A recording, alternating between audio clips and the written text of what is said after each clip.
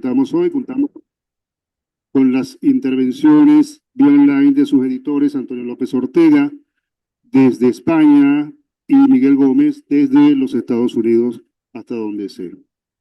Echamos de menos la presencia de Graciela Yáñez Vicentini, editora también de este trabajo, quien no ha podido estar presente debido a circunstancias personales. Antonio López Ortega, un viejo amigo, conocido de la feria, es editor, escritor y promotor cultural. Recientemente ha publicado la novela Los Oyentes, presentada este año en los espacios de Filup, y ha creado a lo largo ya de varios años un vínculo, yo diría, Antonio, que casi que paternal, con la Feria Internacional del Libro de la Universidad de Carabobo como asesor cultural. Miguel Gómez es narrador, cuentista, novelista, crítico y catedrático de la Universidad de Connecticut. También ha sido visitante de la feria, que en esta edición presenta su más reciente novela, Nebraska. Para comenzar, vamos a darle la entrada a Antonio López Ortega, quien ofrecerá algunas palabras sobre el proyecto de las obras completas de Eugenio Montejo. Posteriormente pasaremos la palabra a Miguel Gómez, quien dará cuenta de la obra heteronímica, y luego daremos paso a la lectura alternada de fragmentos, poemas y textos de la familia heteronímica de Eugenio Montejo en la voz de Antonio y Miguel. Antonio, te doy el pase. Bueno, muy buenas tardes. Nuevamente, gracias a la FILUC por ofrecernos este espacio. Me contenta mucho que Rafael Simón Hurtado nos acompañe. Y como lo ha dicho, lamentamos la presencia de nuestra tercera colega, tercera editora, Graciela Yáñez Vicentini, pero yo creo que muy probablemente nos esté escuchando. El proyecto de obra completa de Montejo ciertamente se comenzó más o menos en el año 2014. Comenzó con unas primeras conversaciones con eh, la, la, la viuda, la viuda de Montejo, Aymara Pinto de Montejo. De alguna manera, todos tuvimos la impresión de que Eugenio se nos fue muy rápido, se nos fue muy rápido en el campo de la amistad y se nos fue muy rápido en el campo de la poesía. Un autor nacido en el 38, fallecía en el 2008, le faltaban apenas unos pocos meses para tener los 70 años. De alguna manera, todavía digamos, 70 años, yo creo que puede ser todavía una juventud. Yo creo que esa cercanía con el poeta, que Miguel la tuvo estrechamente, tanto él como yo, y en un segundo momento Graciela, nos fue impulsando a llevar este proyecto digamos, a la meta final. Yo creo que nos ayudó mucho, nos ayudaron mucho personas, instituciones, etcétera, pero pensándolo mejor, algo que comenzó a ser como un ancla importante era que teníamos una persona, Manuel Borrás, director literario de Pretextos, que ya era su editor, por lo menos con 20, 25 años de anterioridad. Hay que recordar los libros como Partitura a la cigarra, como papiros amorosos, ¿no? El propio proyecto de Blascol, el cuaderno de Blascol, ya formaba parte de la bibliografía de Montejo, Adiós al siglo XX también.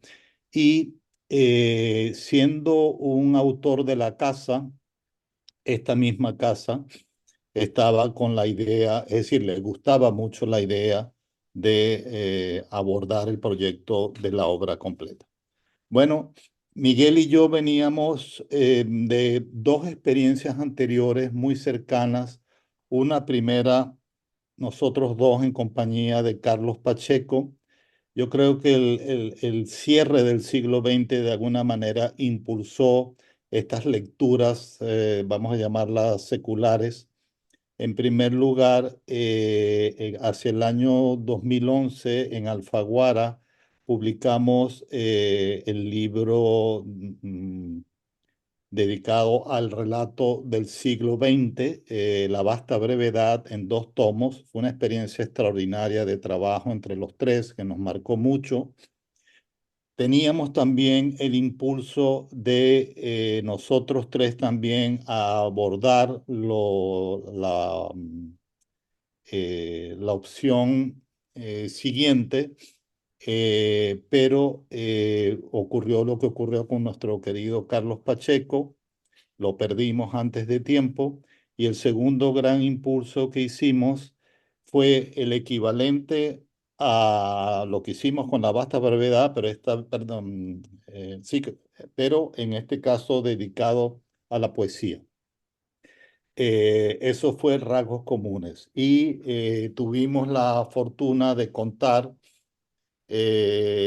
para reforzar el equipo a Gina Saraceni. Gina era una profesora, es una profesora actualmente en Bogotá, lo fue en la Simón Bolívar, muy buena poeta y además una gran estudiosa. Y eso fue La vasta brevedad, que salió sí, en el año 2019. Y repito, esas dos experiencias empujaron mucho la idea y el proyecto de Montego. Nos pusimos a trabajar, Miguel y yo, en una primera etapa, organizar los materiales, muchas conversaciones con amigos cercanos, con Aymara.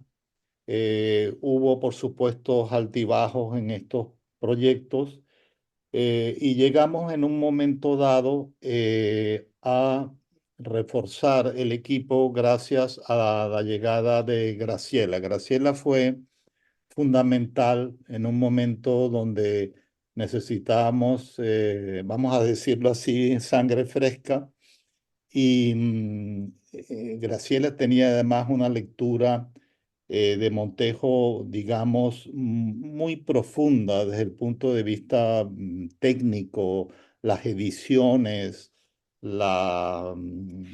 todo, digamos, aspectos que estaban un poco ocultos salieron a la luz, y yo creo que ya en ese momento entramos de lleno digamos, en el desarrollo.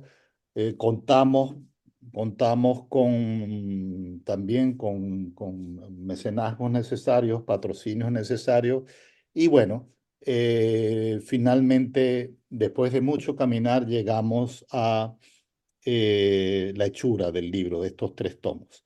En la primera edición, ya lo dijo Rafael Simón, la primera edición del año 2024, ¿sí? No, perdón, del 2022 salió el tomo de la poesía, en el 23, es decir, el año pasado, los ensayos, y el 2024 el de los heterónimos. Yo creo que entre todas las cosas, el trabajo de los heterónimos fue uno de los más importantes y más difíciles por, eh, porque de alguna manera, y lo descubrimos después, Eugenio estaba trabajando mucho con el tema de los heterónimos, al punto de ver que cuando revisamos los archivos que todavía no habían salido a la luz, nos encontramos mucho material que pertenecía a ese bloque, al bloque tercero, digamos, de los heterónimos. Bueno, yo le paso la palabra a Miguel, porque nos hemos ordenado para atender este asunto y para que eh, aborde también algunos de los aspectos en la introducción general que precisamente en el cual tocamos aspectos de lo que podría ser la heteronimia en Montejo y la heteronimia en general, ¿no? Bueno, muchas gracias. Buenas tardes y muy agradecido a todos por su presencia ya. Bueno, como ya saben, hoy estamos concentrándonos en el volumen 3 y último de la obra completa de Eugenio Montejo, dedicado a los textos que escribieron las criaturas que Eugenio escribió, que Eugenio inventó, ¿no? Y eso es lo que Fernando Pessoa muy célebremente, ¿verdad?, llamó heterónimos. Am, que fue, por cierto, una palabra que Eugenio durante casi toda su carrera usó, pero que a finales de los años 80 comenzó a alternar también con la frase voces oblicuas, ¿sí? Es decir, son personajes, personas de ficción que se caracterizan por ser escritores y que conocemos directamente por sus textos, no porque nos estén narrando sus circunstancias, ¿no? O una tercera entidad. Eugenio, que nosotros sepamos hasta el momento, produjo 7 personajes de ese tipo. Uno era ensayista, Blas Coy, y la mayoría son predominantemente poetas, aunque un texto que recogemos en este volumen es un cuento y hay también una obra de teatro. Los heterónimos son más o menos en orden de aparición, según recuerdo. Son Blas Coll, después viene Sergio Sandoval, está Tomás Linden, que es el autor, que es poeta, pero también autor de aquel cuento que les mencionaba.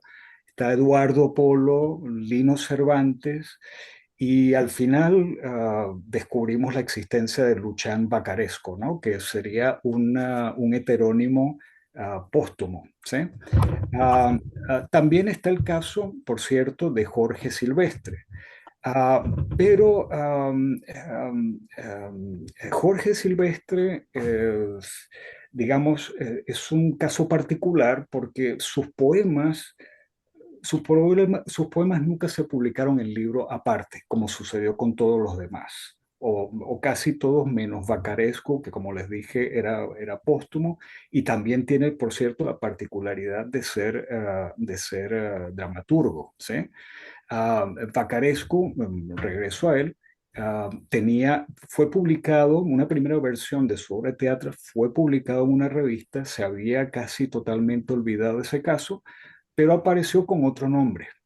Y ese otro nombre Eugenio lo eliminó. Y entonces ahora aparece finalmente ese producto heteronímico tal con el nombre que Eugenio le dio al final de su carrera, ¿no? El caso de Jorge Silvestre, como decía, no lo incluimos en el tercer volumen porque ya está incluido en el primer volumen. Una de las razones, como les comentaba, era que no tenía un libro propio, sino que siempre apareció en libros firmados por Eugenio Montejo. Y la otra razón es que nos parece, desde el punto de vista estilístico, y creo que hay otros críticos de acuerdo con nosotros, no tanto un heterónimo como un semi-heterónimo. Es decir, su estilo era muy cercano al de Eugenio, sobre todo al de la fase final de Eugenio, ¿sí? Por eso hay esa ausencia en el tercer volumen que el lector interesado va a encontrar en el primero. Ahora, regresando entonces a los heterónimos que tenemos en el volumen 3, hay que empezar hablando de Blas Coll, ¿sí? ¿No? Aunque el libro de Blas Coll, que se llama el cuaderno de Blas Coll, tiene una influencia muy evidente de Juan de Mairena, de Antonio Machado. El proyecto global de todas estas voces que fue construyendo Eugenio, la minuciosidad con la cual desarrolló cada una de esas obras distintas, tiene por detrás, sin duda, el ejemplo de Fernando Pessoa, ¿no? Pero yo creo que debemos percibir que el móvil de Eugenio para crear estos escritores de ficción acabó siendo, pese a esa influencia, muy diferente, ¿verdad?, del móvil que originalmente tuvo Pessoa, ¿no? Pessoa escribía en plena vanguardia, ¿no? estaba lidiando con la destrucción o la abolición de muchas premisas románticas que sobrevivían todavía a principios del siglo XX, y una es la de la sinceridad, la creencia de que hay una comunión entre lo que dice el poema y lo que siente el poeta, ¿no? Por supuesto, me estoy refiriendo al romanticismo menor, tal como se practicó en Italia, en Portugal o en España y en sus colonias. Porque la tradición romántica original, la tradición romántica alemana era muy distinta, ¿no? Y la ironía tenía un papel fundamental allí, ¿no? En cambio, cuando Eugenio llega a su propio sistema de voces oblicuas a fines de los años 70 y a principios de los 80, la situación era muy diferente a la situación de Pessoa. No solo las vanguardias eran ya un hecho del pasado, ¿no? Los destructores del arte ya eran parte de los museos de arte prácticamente, sino que hay un cansancio estético del tipo de cerebralismo, de intelectualismo, que se había convertido en la nueva norma, ¿no? Hay un libro de Frederick Jameson, un clásico que se llama Postmodernism, la posmodernidad, que postulaba que la mengua del afecto, la desaparición del sentimiento, era uno de los elementos característicos de las diversas artes, ¿verdad?, de fines del capitalismo, es decir, de finales del siglo XX. Ese exilio o esa pérdida del afecto están en lo que algunos escritores norteamericanos empezaron a llamar o empezaron a tratar de eliminar, hablando de la necesidad de una nueva sinceridad. David Foster Wallace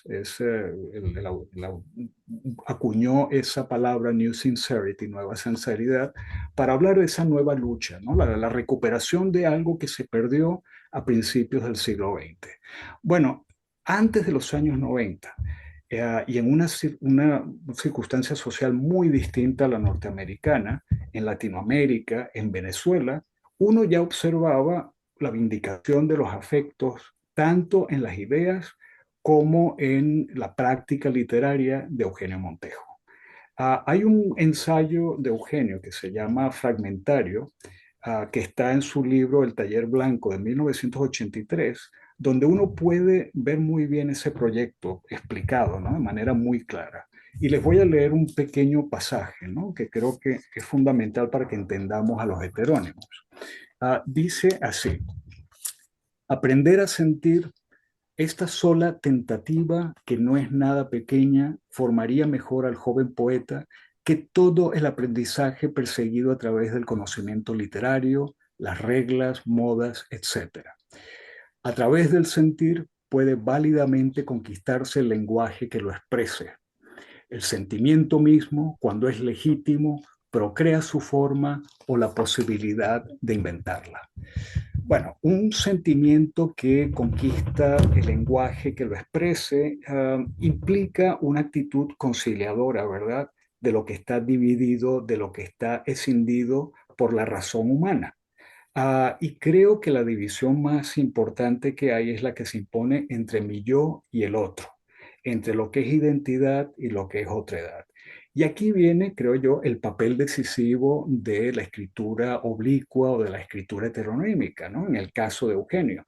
Así como en su obra, Eugenio trata siempre de abolir los binarismos, las oposiciones, por ejemplo, la del pasado más remoto y el presente moderno inmediato, la de los mitos, ¿verdad?, y la realidad que uno puede ver con sus propios sentidos. También en su poesía y en su escritura en general, él está tratando de unir el yo y al otro. Los heterónimos, ¿qué son? Los heterónimos en Eugenio son diferentes maneras de sentir, de llevar a cabo, ¿verdad?, ese principio que él estaba exponiendo en su poética. Bueno, yo creo que ese es el origen de esa familia de voces que él acabó llamando los colígrafos, porque se formó alrededor de un maestro ¿verdad? Que se llama Blas Coll, que es autor de ensayos dispersos, inacabados, que el personaje Eugenio Montejo, porque firma como EM, se encarga, ¿verdad?, de compilar, ¿verdad?, y de juntar en un libro que llama El Cuaderno de Blas Coll, ¿sí? Eso aparece por primera vez en 1981 y en sucesión en una serie de ediciones, ¿verdad? Va ampliando ese conjunto. Y allí, por cierto, hay una advertencia que quisiera también leer.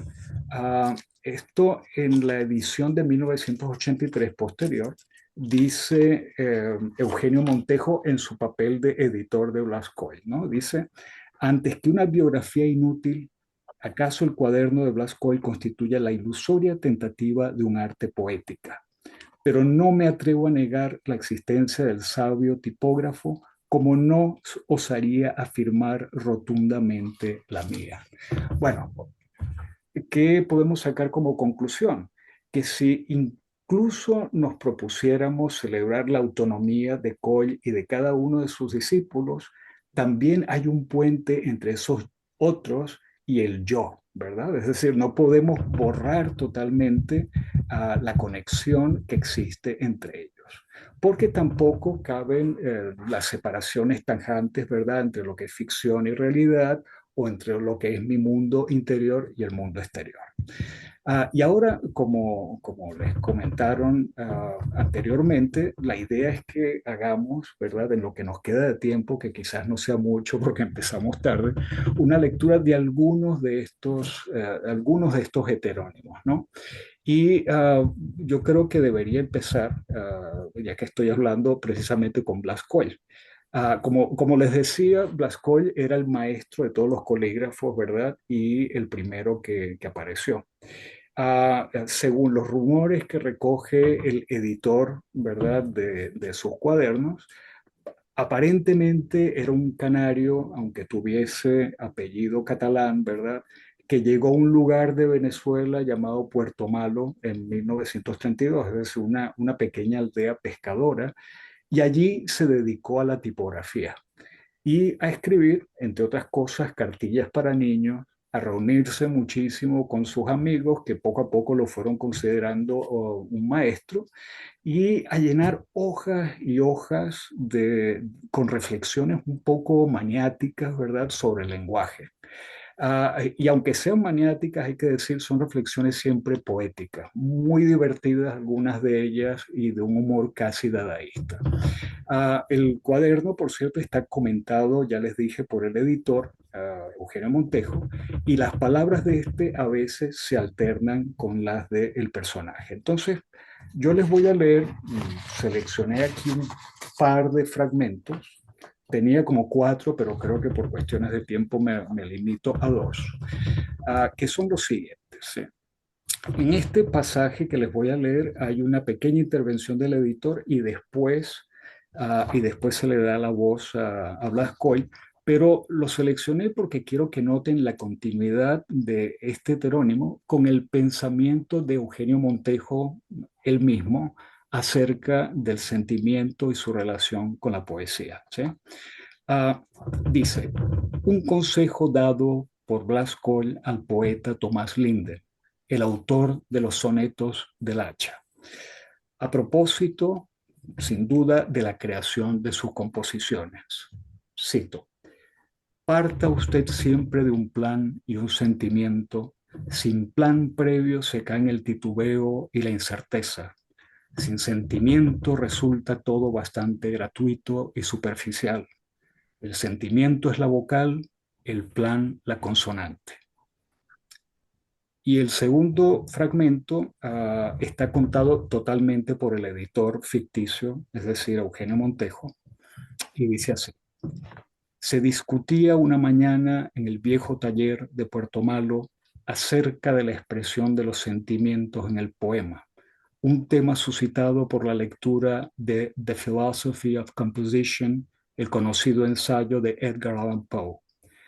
Al terciar en la amena disputa, el viejo Coll se limitó a decir que al dar expresión a los sentimientos, convenía ir con tiento, pues existen sentimientos vocálicos, aquellos que solo es posible comunicar mediante la especial acentuación de las vocales, como existen también los que dependen de la combinación de las consonantes, y así otros muchos. ¿No es este el momento de reproducir los diversos comentarios dejados por la memorable polémica en que tomaron parte casi todos los colígrafos? Sin embargo, no quisiera dejar de citar la frase con que Tomás Linden, el sueco de Patanemo, puso término a las argumentaciones. El cuervo de Poe tiene 108 plumas. Eso es todo y nada más. Antonio, ¿tú sigues?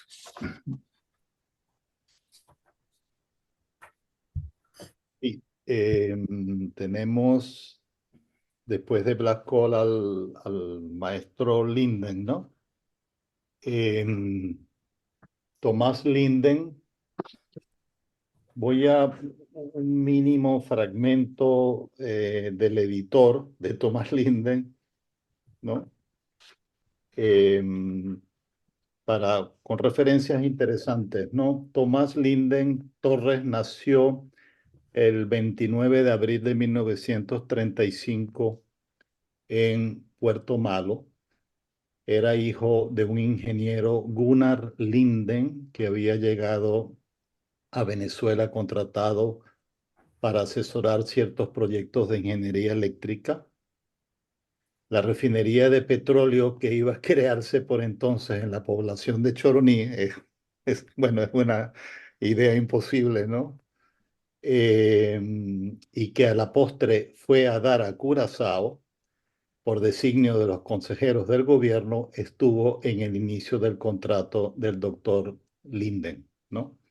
Bueno, ese personaje muy importante, bueno, uno de los colígrafos más importantes y es el sonetista, ¿no? De, el gran sonetista, ¿no? Tengo dos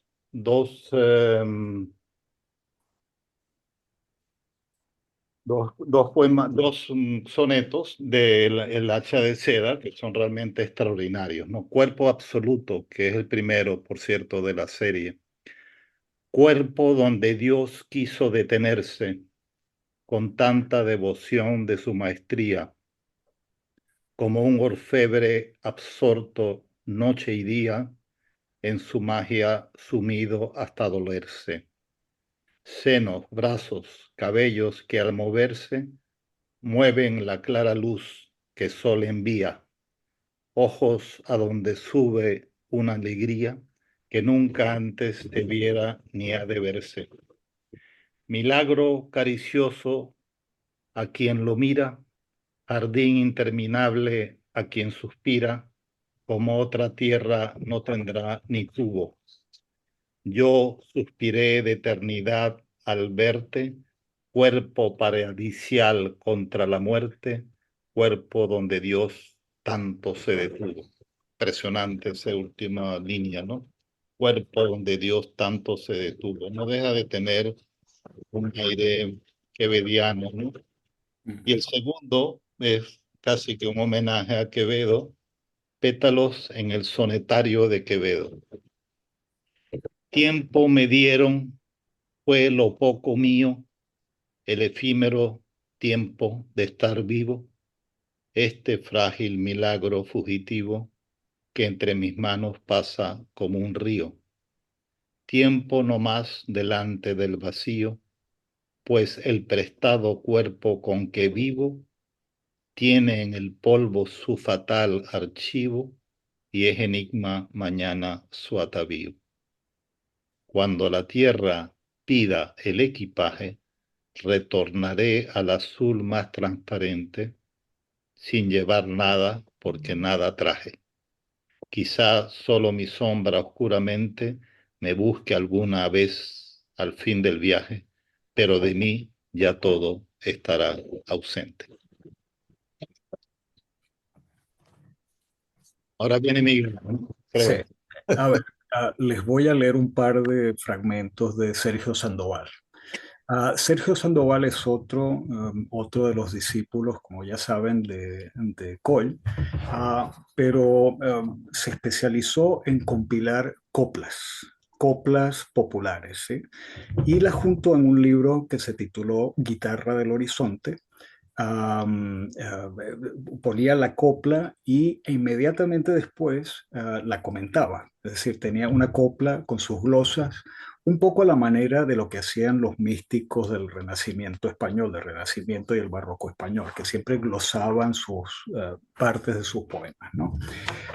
Les voy a leer la copla 2, ¿verdad? Que dice: ando buscando un camino que no se borre en el mar para llevarte conmigo donde los barcos no van. Y ahora viene la glosa.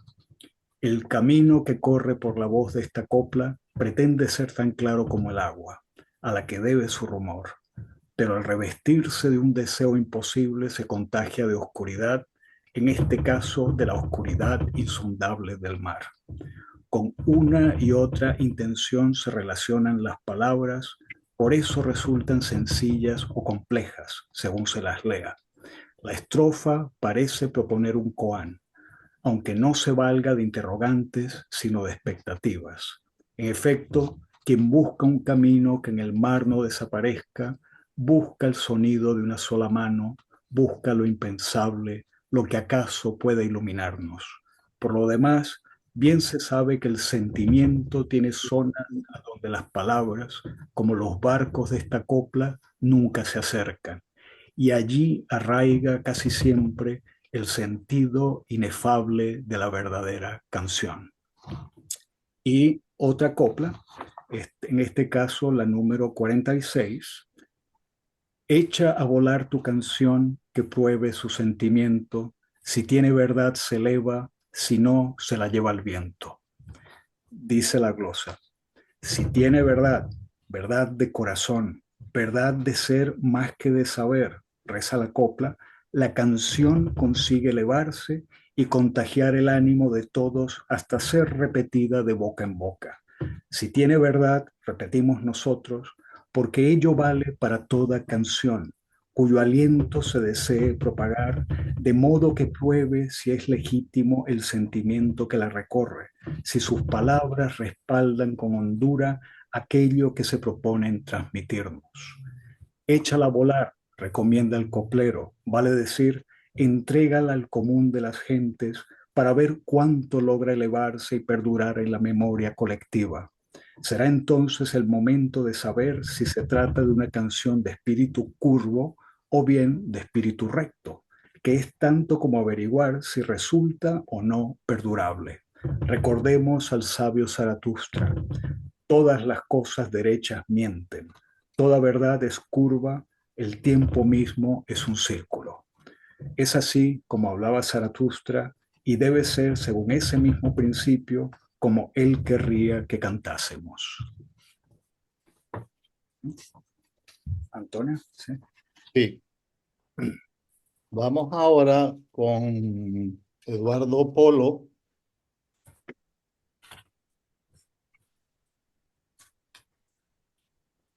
Eduardo Polo, que ha sido uno de los heterónimos finalmente más escuchados, más conocidos, ¿no? Hay aquí una mínima referencia que me gustaría compartir. Eduardo Polo solía decir que en nuestra lengua, por desgracia, la creación destinada a los menores resulta menos importante que la que podemos leer en otras literaturas. Comillas, todavía no comprendemos que escribir para los niños es algo perfectamente serio. Cierro comillas. Escribió Polo una vez en la Gaceta de Puerto Malo, ¿no? Que era el periódico del pueblo, de este pueblo imaginario. En el mismo artículo aseguraba que cada una de estas rimas las había compuesto como un juguete verbal, tratando de reproducir el placer que encuentran los muchachos al cambiar y trastocar la forma de las palabras para producir nuevas combinaciones en las voces de todos los días. Yo creo que el impacto, incluso en los expertos en literatura infantil de este heterónimo de Eduardo Polo, es que a diferencia de cómo ha evolucionado, creo yo, el tema de la literatura infantil, eh, Polo finalmente lo que hace es jugar profundamente con el lenguaje. Es decir, entender el lenguaje como el elemento que hay que, digamos, traducir, que hay que invertir, ¿no? Y es un poco lo que uno recordaba en las viejas escuelas de canto, ¿no? En educación primaria, ¿no? Bueno, voy a leer algunos de estos textos, muchos que ya han sido llevados con música, ¿no? El tren. Por la puerta de mi casa va pasando un tren, tren, tren. Si se para, yo me monto y a ti te monto también. Sus vagones son veloces, los viajeros no se ven. Si se para, yo me monto y a ti te monto también. Muchos dicen que no existe, pero están en el andén. Si se para, yo me monto y a ti te monto también. Mi abuelo, cuando era niño, viajó mucho en tren, tren, tren. Después se puso viejito contando del 1 al 100. Si se para, yo me monto y a ti te monto también. Es precioso, ¿no? Solamente esa frase, ese verso que se repite, ¿no? A ti te monto también, es música pura. Y luego el rinoceronte, que siempre me ha gustado mucho. El niño, el rinoceronte, ¿no?